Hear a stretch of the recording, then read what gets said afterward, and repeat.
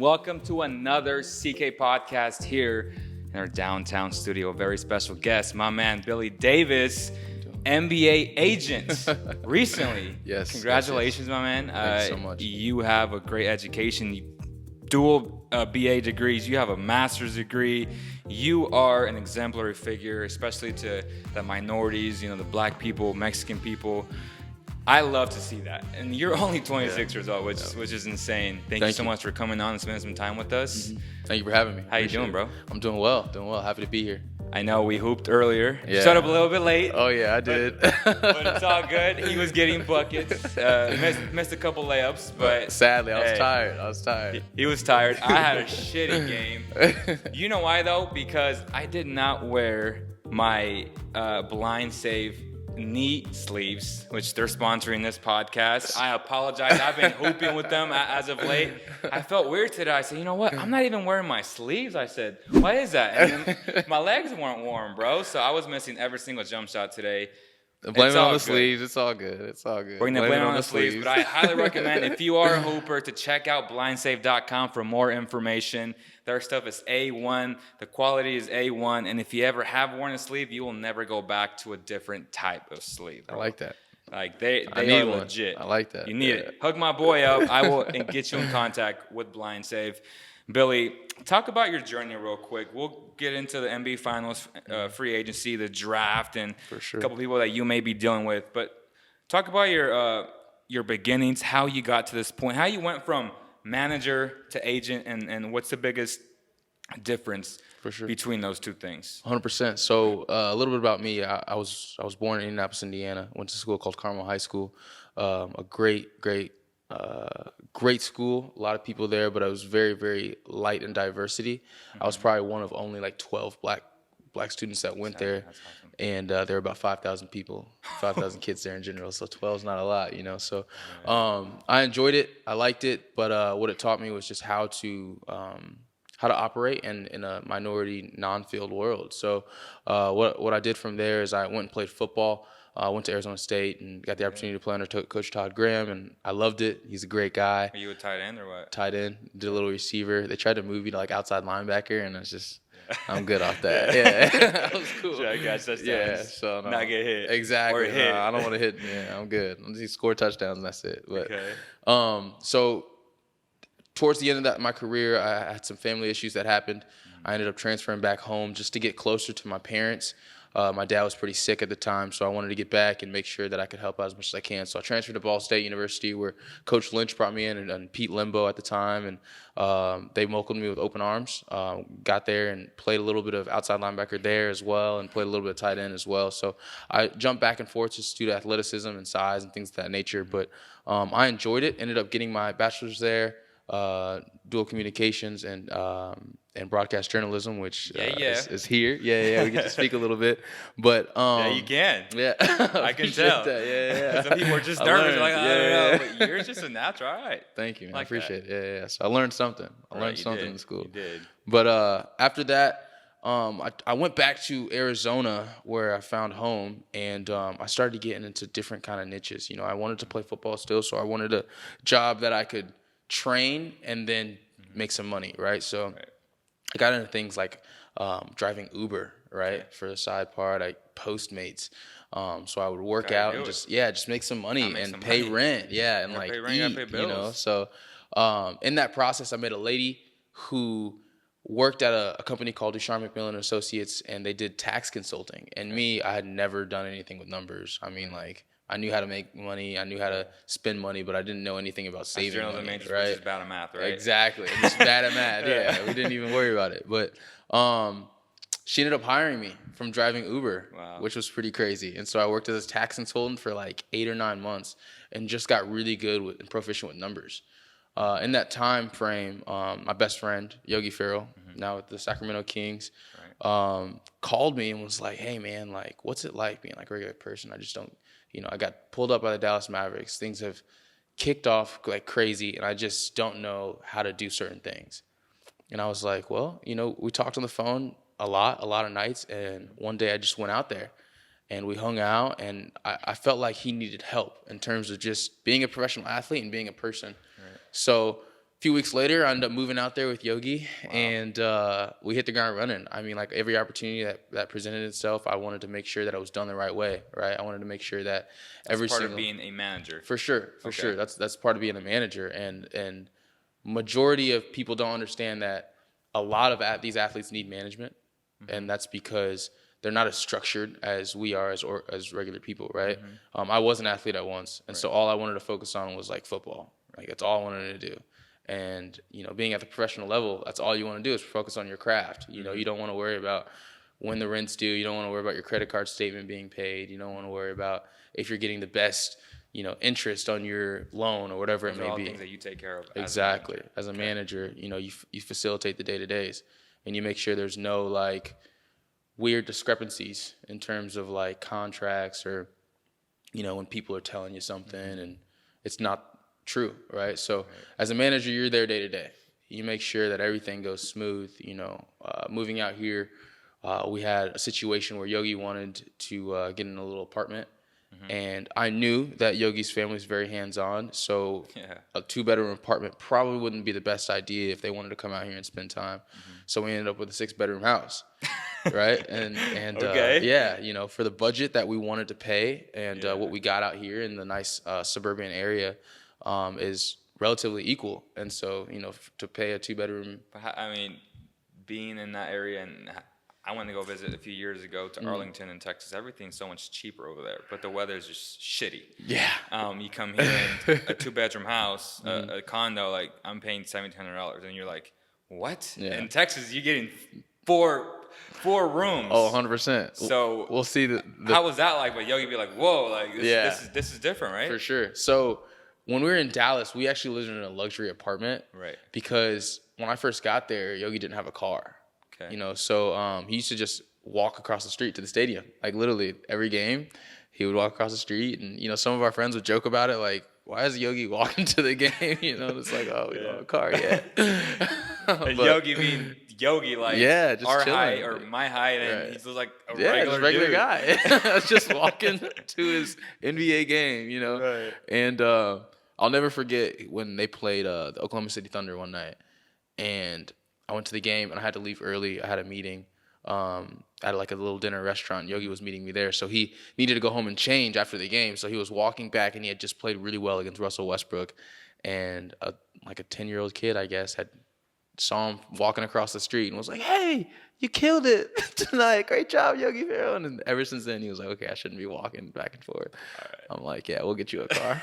We'll get you a car." So, that's awesome. Yeah, but it's definitely been an experience. It's definitely been a journey. You know, the management route is very tedious, and it teaches you a lot about people. Because your job is to facilitate relationships. Right. You know what I mean? That's what it's all about. You know, getting them in front of the right people and making sure like your demeanor is on point. You know what I mean? So. Right. So, you've done that for how long now? So I did management for about 2.5, 3 years. Yeah. Okay, and now you got licensed in February. Mm-hmm. Just has been a couple months. What's the major difference, would you say, from being manager to agent? Obviously, there's a lot of numbers involved now. Oh yeah, a lot of numbers. I feel like as a manager, you know, they kind of feel like everything, all their worries are out of the window, right? Okay. As an agent, players tend to not trust you as much. They kind of feel like you're kind of in it for the money and things of that nature. And I really, you know, going into the agency realm, I really wanted to take a step into a blindsided role of being an agent. And that's the reason I started recruiting a lot of players that I didn't know or had no idea who they were and things of that nature, because I wanted to get the gist of what it was like for guys that have been doing it for 25 years of going to a random household and trying to express their interest in a family. Similar to how college coaches recruit prospects. For sure. School, right? Yeah. Okay. And I had never really, you know, looked at it from that perspective. You know, when I was in high school, obviously I was recruited by a lot of schools. Right. You know, when I was in college, I had a lot of opportunities for the NFL and different job opportunities and things of that nature. So I never sat on the other chair, you know. And so doing that from the agency perspective was full really circle. Yeah, it was really tough. Okay. Really tough. So So you're doing that now, and you just partnered up with Damon John's, what's it called? Shark Sports. Shark Sports. Yep. What's that been like, and having you meeting this guy who Yeah. I got to meet back at the University of Nevada, Reno. That's my alma mater, Mm-hmm. and he gave out this awesome, like when they guest speak, and you got 500 people in there, and he's rolling, and he's talking about his stories about FUBU, how he started with one shirt, how he gave it to P Diddy, and how it just exploded. You're like, man, and those are inspirational stuff that you don't really forget, and that really resonated with me. For sure. What has he taught you? So more than anything, I think that the first thing is family. The people over there at Shark Sports are very family oriented, and they actually do care. And that was one thing, originally I created my own agency because I wanted to be a family. I named it Family of Athletes. Okay. Because I wanted everybody within the organization to treat each other like family. I wanted the players to call each other when they needed advice. I wanted the employees to make sure that, everyone was held accountable the same, regardless of where you were at, regardless of whoever it was. I wanted to make sure that everybody did the right thing. And, a month goes by and I end up getting the opportunity to meet some guys over at Shark Sports, and I fell in love with it. I fell in love with their culture, their platform, what they stand for, who they are. Seeing exactly the business side of the agency realm is phenomenal. From my perspective, I live with one of the players, you know what I mean? And I see the player side and I see exactly what goes on, and I understand the breakdown of what they need to do and when they need to do it. But from the agency side, it's a whole different perspective. Right. So to be able to break that down is like phenomenal. And what is that perspective? Is it talking to Adidas, to Nike, setting up these meetings with these sharks that have an abundance of experience? Oh yeah. You're going into their world. Like, what's that like? So the hardest thing is not being taken advantage of. Everybody knows you're new, right? Right. But when you jump ship and you build a relationship with people around them, for instance, I sat in a meeting with Sam Spokane, I think, from Oklahoma City Thunder. He's the general manager over there, and at the time he had no idea who I was. But the relationships that I built prior to that, there's a guy named Cameron Woods who works with the Oklahoma City Thunder who was a great friend of mine. And so for me not to get taken advantage of was based on the relationship that I held with Cameron Woods and things of that nature that kind of propel you in the right way, So what I've done right now is just make sure that I'm doing the right thing and just, being myself and not changing for what other people expect me. When you put the agent label on your back, a lot of people are like, oh, he's about money, or he's dirty, or he's a bad person, whatever it may be. But none of that's true. Now, are players, so when they sign you for say they're a rookie and you're with them for the first 4 years of their contract, can they just get rid of you and go with someone else? Is that pretty common, or? Yeah. I mean, they can get rid of you anytime. Oh, okay. So there's no contract, there's no retainer. Yeah, so you can do that under the agency. You can put retainer fees and things of that nature, but I mean, I feel like that kind of shows your integrity. You know what I mean? Okay. If you're don't fire me, you can't fire me for 1 year. If you do, then I'm taking you to court, whatever it may be. Okay. If you do that, then that just shows that, well, I don't want to speak for everybody, but I feel like that doesn't show your integrity, your intentions. You know what I mean? So if you truly have somebody's best interest, then they should want to be with you forever. They shouldn't come back and say oh, you got me here, so now it's time to part ways. Yeah. But that's happened a lot. We hear Kyrie and KD and all these guys that just switched. For sure. 100%. What's the biggest thing? Is it trust? Is it them not believing them anymore? Or? Yeah, I mean, I take that back to the management side. Okay. The culture that's set there. So at the end of the day, there's money involved, right? And so if a player who gets a max contract is paying their agent 3%, right? Maybe they get $190 million, and you're paying somebody 3 or 4%. That's $7.6 million. You know what I mean? And it's do I really want to pay a person that I like you, but do I really want to pay you $7.6 million or would I rather give that to my best friend that I've grown up with down the street?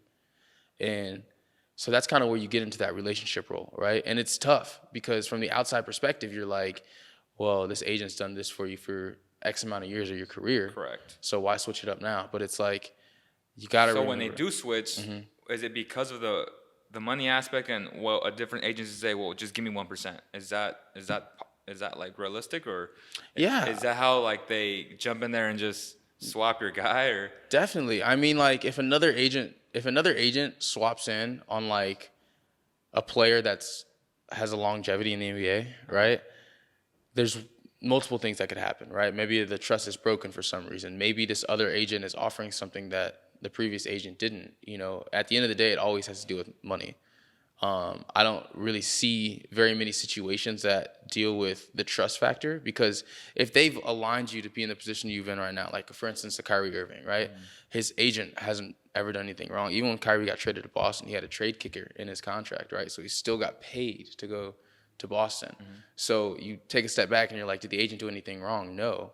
But at this point, Kyrie knows that there's going to be a lot of money involved. I don't know what kind of percentage plan that Kyrie was on with his agent, but I'm assuming there was at least 2 to 3%.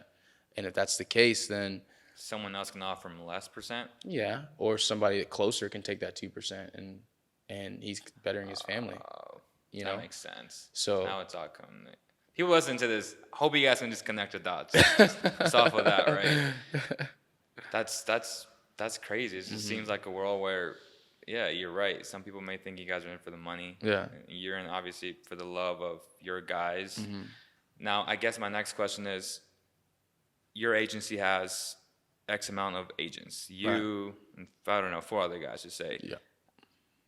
How do you guys distinguish your guys? Like, how are they allocated? That makes sense. Like, as in what? Like, say Yogi's one guy, Kyrie and LeBron. Like, who's gonna take care of who based off of what? Yeah. So every agency's different. Like with us, this is a team effort. So if Bleacher Report, right? We'll say Bleacher Report calls, somebody that they have a great relationship with at our agency. Maybe it's Larry Fox, or maybe it's Glenn Schwartz, or whoever it may be. Call and say, hey, what players would you have to be able to do this, right? They're not just going to state their players. They're not going to just state Jay Crowder or whoever it may be. They might state one of Larry's players, Anthony Tolliver. They might state one of my players, just due to the need of what's in it. Because at the end of the day, this is a team effort. So that player gets notoriety for being there, but what's noticed is the agency sending them there. So in terms of like commitment and work, I think that the most powerful agencies work together. They make sure that their guys are taken care of together. But so you're working coinciding with your other coworkers that are agents. For sure. I mean, everybody's got their own There's no niche. Jealousy, like, oh, he has more players than me, I'm gonna get paid more. Or is there, like in AT&T, is there a commission based where you work together, right, but you gotta sell more cell phones? Is that the same type of? Yes and no. When you sign an agency contract, there's a certain exhibit towards the end of the contract that majority of agencies make the funds go to the agency, right? And so you in terms of compensation, you pay the agents per that demeanor, right? So when you sit back and you say, hey, this person's getting paid more than me, or whatever it may be, it could be, but at the same time, if they're on a 1% contract structure of a max player, right, and then the agency's getting 2 or 3%, the agency's really making more percentage than that agent, but the agent's just getting paid a little bit more because that player that they recruited. It's more of a bonus then. Exactly, it's more of a bonus structure. And everyone else gets paid whether they're on salary or whether they're on commission, whatever it may be. But and that's the environment that you liked about this specific. Yeah. Okay. It makes you learn. Makes you want to work together. Exactly. Okay. Because everybody's better at recruiting. You know what I mean? I'm the youngest agent, so when I sit down with younger players, they just relate to me more. Right. And I'm not saying I'm a better recruiter, because there's guys out there that can speak way better than I can. But it helps. Yeah, in certain extents, like I want the young guy. Like I can talk to him. Right. Okay. It's enjoyable. All right, let's move on to the NBA Finals. Were you shocked? Just quick reactions, because we crowned the Raptors as new champions, and 48 hours later, they were old news because of what happened with AD. Yeah. Just real quick, what was your reaction to Kawhi leading that team to the championship? I mean, I was glad to see it, to be honest. To be honest with you, I wanted it in Game 7. I wanted them to win in Toronto. Yeah, that would have been sick. Even in Game 5, that would have been super sick. But I still, I still commend Kawhi. He's a phenomenal player. And he leads in the right way. I think he leads by example, not by vocal, not by saying this or that. He just does the right thing. Is he just the modern Tim Duncan, would you say? He's not as fundamental. He's got a little in terms of like personality and like leadership. I could definitely see that. That's a really good. Right. That's a really good analogy. Okay. I could definitely see that. But yeah, Kawhi does. He's just a great leader. Is he staying?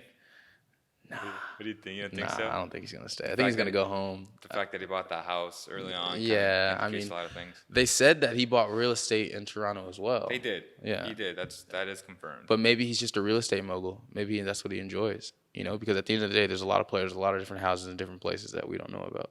So, who's to say? They're going where, or whatever it may be. So, which LA team? Clippers? Probably so. I can't see him playing with Bronny. Yeah.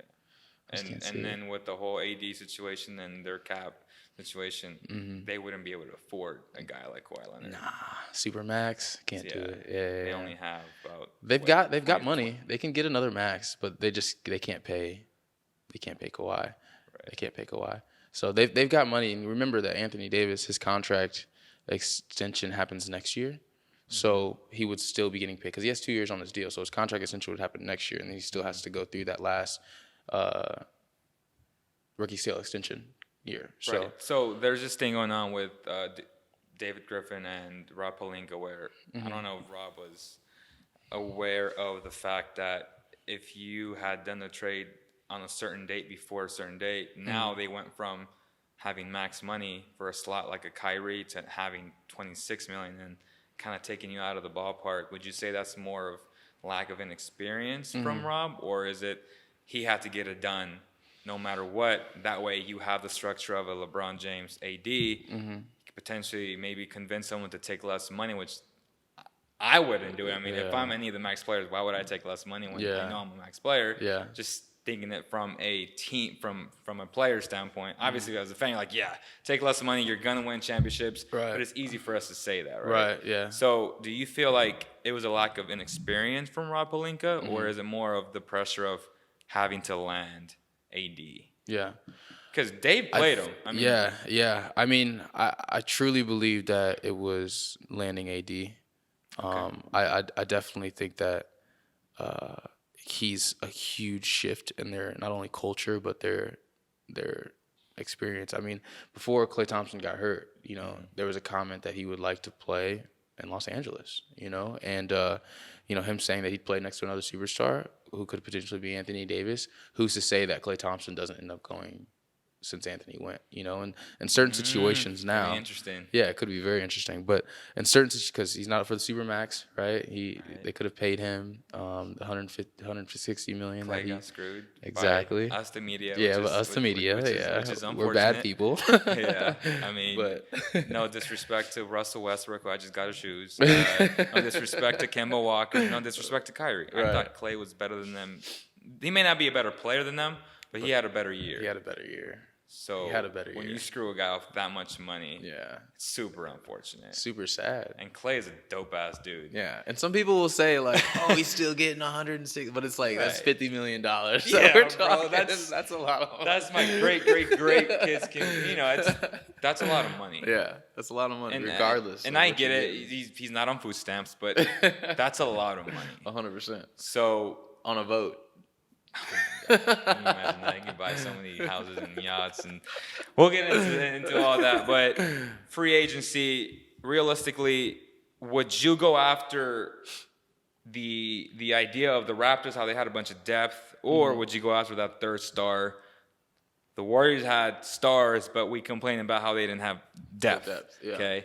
Yeah. The Raptors had one star, no lottery picks for the first time in NBA history, which was insane, right? That's insane. But they had a bunch of guys, good guys, that not stars. Yeah. But which approach would you take with that money? Would you spend it on the max guy, or would you spend it on 2 to 3 good players? Yeah.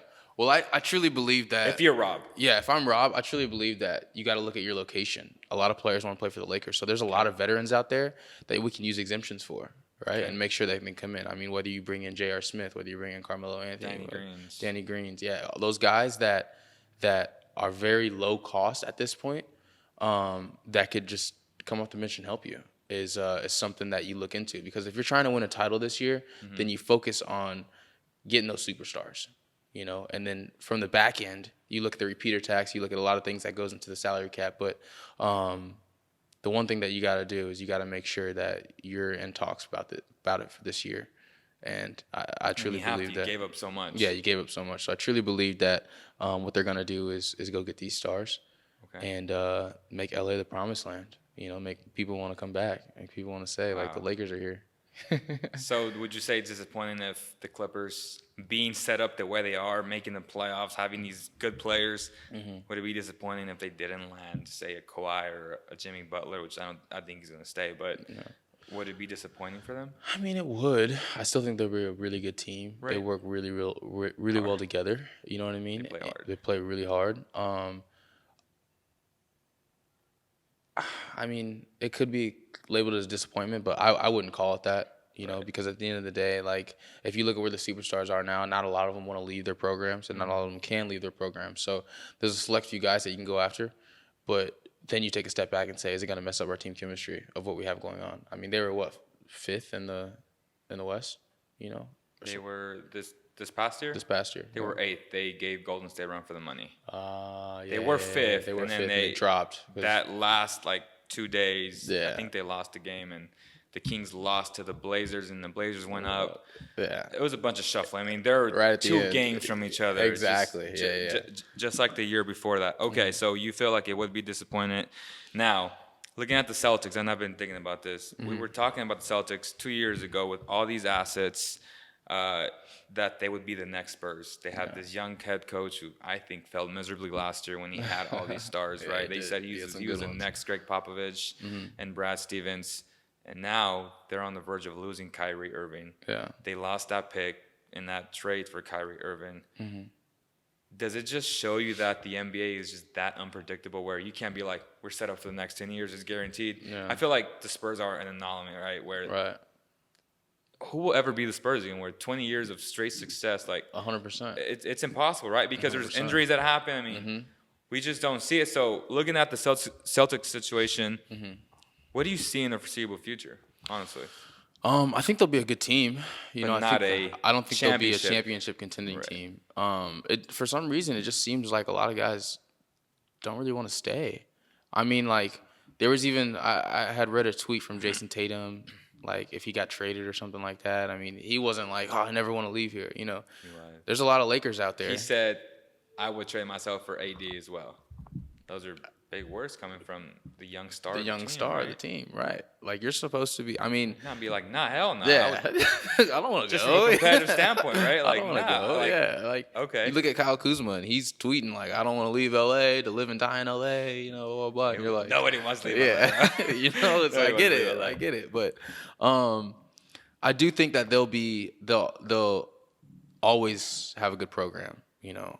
Okay. But we need to see what happens in terms of the free agency process of if they're going to be contenders. I mean, Philadelphia is going to be there for a while. Those guys love that organization. I mean, you can tell. They love playing for Philly. They love, being with the guys there. And that's going to be a good organization in the East for a while. Right. So we got to talk Kings basketball before I let you go because I know you're on the time restraint. No problem. Kings basketball, man.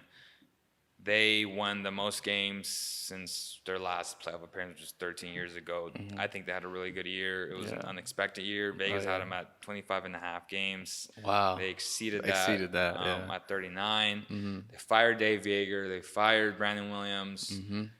They brought in Luke Walton.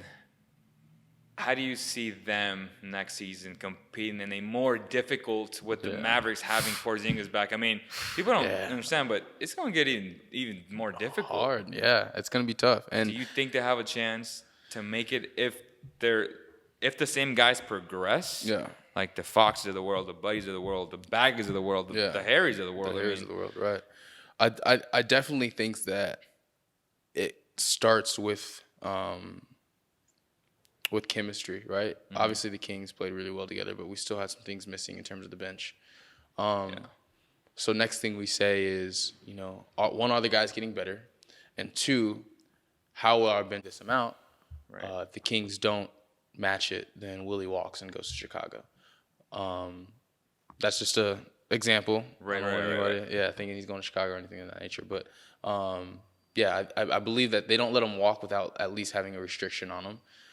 It's not like he had a bad season. He didn't. He did it at all. And obviously he just wants a lot of money, and that's with any player. They deserve it. But what do you think the market is for a guy like him? Objectively speaking, I know we have a relationship with players, and we want to get everybody paid. I mean, that's a fact. But what is a market? What's the market for a guy like Willie Cauley-Stein in your estimation? I mean, I would say anywhere between 9 and 13 a year. That's exactly what I've said for 2 years now. Yeah. I think that's a fair number. Yeah, and I mean, if they said, hey, we'll give you a 2-year 20, you know what I mean? I think he should take it. I think I would take it too. I mean, obviously you can bet on yourself, and you can, take a 1-year deal, or you can do a player option, and you can figure out exactly, who you are as a person, and if you're gonna bet on yourself that year. But at the end of the day, it's a cutthroat world, and it's a business, and so we got to make sure we're making the right decisions. And this is my perspective that I've been giving out the past 2 weeks. I wouldn't mind bringing back Willie, but the thing that scares me a bit, knowing Willie and his personality, of how sometimes he's been on record saying a lot of crazy things. Like he'd say he is a media's dream in terms of quotes, because he'll give you some juicy all the time. But my thing is, I would want his type of player to come in onto this team, because he fits with what they do. He runs the floor well. He blocks shots occasionally. He rebounds occasionally. He's not a great rebounder. But having the ego involved and having to stay, because if he comes back, he understands that Marvin's going to start next year. Yeah. So is that conducive to the Kings winning and having a healthy locker room? Is he going to be a problem, do you feel like? I don't think he will, but just from an ego standpoint, I feel like it'll be hard for him to say, you know what, I'm coming back. Yes, they're going to sign me, but I'm going to be a backup. Yeah. That's hard for someone that got drafted 6th overall, being the guy, and now just coming back. But knowing that you're going to be a backup, as opposed to signing someone who hasn't been here and already understanding, this is what I'm coming for. I'm here to be a backup. A backup. Yeah. Do you get what I'm saying? Like 100%. And knowing Willie, I can't see him outlashing in terms of verbally. That's good. Yeah, I don't see it either. I can see mannerisms. I can see his body language and things of that nature. Being like, I don't want. And that's what I'm afraid of. Yeah, and like just kind of showing the fans that they didn't want to pay me, so I don't want to be here almost. But we just got to be realistic. You know what I mean? I don't know if he, you look at big men of that nature that do a lot of screening, rolling, and things of that, but. Productivity. I mean, Clint Capella, he got paid, what, $75 million, $90 million, somewhere around there, And he had a bad year. Yeah, and he had a bad year. His production. Yeah. But his activeness and effort is always there every night in and night out. There's and that's where we question Willie's, right? Yeah. Where sometimes he'll give you 20 boards, sometimes he'll give you 2, and you're just like, there's a huge disparity. Which, look, I tell people this all the time. My expectation for Willie is he's a backup player. I've said it for 2 years. No disrespect to him. Yeah. Like, I love the guy. I love his team, Dave. But the thing is, when fans hold him to that type of standard of being a starter, it's not his fault that he's starting. Yeah. At the time, we didn't have the guys that were better than him. It just happened that he was put in that position. So to me, I expect that from him. I'm like, he's going to give you so-and-so numbers. And sometimes, but fans are just no, he's a starter. He has to give you 15 boards a night. I'm like, but he doesn't have to give you 15 they're so stuck boards on that. a night. Yeah, it's tough. So that's where I think I distinguish his value as a basketball player. And that's why I wouldn't mind bringing them back. But again, it's more of the idea of what's his body language going to be like when he comes off the bench. Exactly. Because and Marvin's you also going to start next year. For sure. And you also got to look at depth. I mean, you don't bring him back. What do you have to replace it? And what other guys are like that on the market right now that we can get for the value that we want them at, right? So exactly. I definitely do think that the Kings offer the qualifying offer. Okay. If a team matches or if a team puts an offer out there that the Kings don't want to match, I would not fault Willie for going, you know. And at the end of the day, it's a money move. Yeah. But I definitely don't think that the Kings should let him walk without something on the table. Yeah. And he deserves it. I mean, we take a step back and say he didn't have a bad year. It wasn't bad. You know, it's just we wanted something different as fans and as appreciation as the Kings organization. We want something different, but at the same time, he didn't have a bad year. So Harrison Barnes, do you feel like he's going to opt into his 25-man kicker? 100%. Yeah, 100%. It's just a matter of time, right? Yeah, 100%. I mean, like when people don't get, it's like, oh, he should take it. I'm like, why would he take a pay cut if he's going to get the same type of money the following year? Yeah, like unless he gets hurt, like he tears his Achilles. Yeah, God forbid. Yeah. But even then, I still feel like he's a $16 million per year player because those type of players that can play 3-4, that are great, and this guy's a great defender. He is. So. Those guys are hard to get. When Laker fans say, we just need a guy that can shoot threes and play D, I'm like, where are you going to get that guy Exactly. from? Find him. Find him. That's available, and that's one to take. Yeah. I mean, you can look like nothing. Anthony Tolliver, right, who plays defense. Which is my guy. Yeah. I love the guy to death. But there's not a lot of guys like that in the league. And if they are, then they're young, and you have to deal with the youth first. But, yeah, I mean, he'll be okay. And Yogi Ferrell they have until July 4th, correct? Yes, July 4th. To say yes or no, you're coming back. Yes. And what about Frank Mason? Do you know? So Yogi is a team option. So they have it's not us as a team. It's the Kings. Yep. And then Frank, I'm not 100% sure. I want to say that I read somewhere that I believe it's October, possibly. Yeah, that's also a team option, right? That's a team option. Okay. And so that's because he was a second-round pick. Exactly, second-round pick. So how that works is it's a 4-year deal. The last 2 are team options, I believe. Okay. So they opt in or opt out by October 30th. I think I want to say. So I don't know. I mean, we'll see. I think that Frank's definitely a great player as well, and he deserves the opportunity to play. And so, you know, if the Kings aren't going to play him, then it's hurting his value. Let the kid go. You know. And I love Frank. You know what I mean? I said, he deserves to play. So if they're not going to play him, you know, and obviously Yogi's my guy, so I'm not saying that out of any bias opinions. But if they're not going to play him, then, you know what I mean, let the kid play somewhere because he can play. So, do you feel like he's a backup point guard or is he more of a third-string backup in Frank Mason? Right now. I mean, can he become that? Sure, but. Yeah. I mean, that's hard for me to say. Yeah. I mean, you see spurts where you're like, okay, like he's a backup, and then you see spurts where it's like, he's not there yet. You know, what makes it hard on him is he can't guard a 2 at all. Right. And that's kind of the difference between him and Yogi. And that's a big difference. Yeah, like so. I think the fact that Yogi's a better shooter. Yeah, consistent shooter, right? Mm-hmm. Guys can hit shots. You and me can hit shots. But are we consistent enough where we're getting 40%, right? Right. And that's where I feel like a Carson Edwards, who is similar to Frank Mason in so many ways. The difference is he can pull from half court. Yeah, he can pull from anywhere. I like Carson a lot. Yeah, and the fact that he's very few players in the NBA can attract that much gravity. For sure. Dame is one of those guys where the defense extends itself, and for sure. That's why I think he's so valuable. Even if he doesn't play defense, but that's when you need guys that are good defenders. Exactly. Like the Deadmans, who may be a possibility for the Kings. A McGee, which I don't think they'll go after him. Yeah. And JaVale. Yeah, JaVale. And with the Kings rumor, I mean, this is going to change from day to day. Them not being interested in Vucevic. Yeah. What'd you think about that? I mean, don't you got to pay Vucevic a lot of money? A lot, right. I mean, we just got so many guys that we like, you know, that are coming up for a lot of money. Does he fit this style? Because I'm saying if they do sign him, the offense is probably going to run through him. Yeah. Because he's a 20 and 10 machine. 100%. Double. So I don't want the same team where they have Zebo and they're just watching them and their feet. He's a great player. But does he fit stylistically with this team? I don't think so. I don't think we need any more offensive presence. I think we need a defender. We need some lockdown. Yeah, and some good rebounders. I mean, Marvin's a great rebounder. And offensive boards are incredible. His energy is incredible. But I really on defense, I need to get better. For sure. I'd really like to see him play the 4, not the 5. Okay. And because, you know, why is that? Why is that? His I feel like he's a 5. Yeah, his athleticism is unreal, and his coordination. I mean, there's a lot of 5s that can't put the ball on the floor, you know. But if you try to revert to that smaller 5 that can run the floor really well, that can put it on the floor, that can shoot the 3 a little bit, then you begin to you're trying to make your own leverage in game. He's not a Draymond Green, right? He's not gonna be able to bang with bigs and things of that nature. And not yet. Not yet. Yeah. Right. He's very young. We Right. need another 2 years, I Right. believe. But if we try to get to that, then we have to have a mature mindset on the front end, right? We have to have our guards that are very, very mature and that can understand help side at a quicker rate, right? So and that's where they struggle so much. 100%. Being a lot of the small guys don't want to be down there banging or getting boards, Yeah.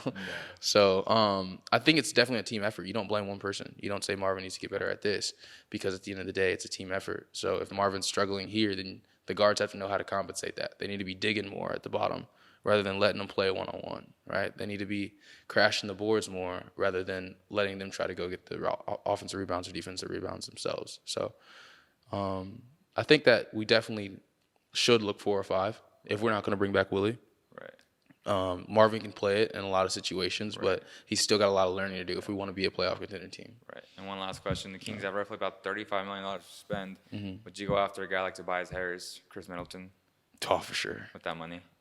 I mean, I wouldn't spend all of it on them, but yeah, those guys are good. Those good players. Yeah. And that's going to cut it. We appreciate BLINDSAVE for sponsoring this podcast. I appreciate my guy, Billy, for coming on, and I know he has to leave real soon. Thank you so much, man. No, I congratulate you on all your success. Thank you. And we know you will be getting big-time guys in the very near future, man. Thank you so much. I appreciate you, man. Thanks for having me. Appreciate you guys. Yeah. So I want to be very transparent about how this all happened.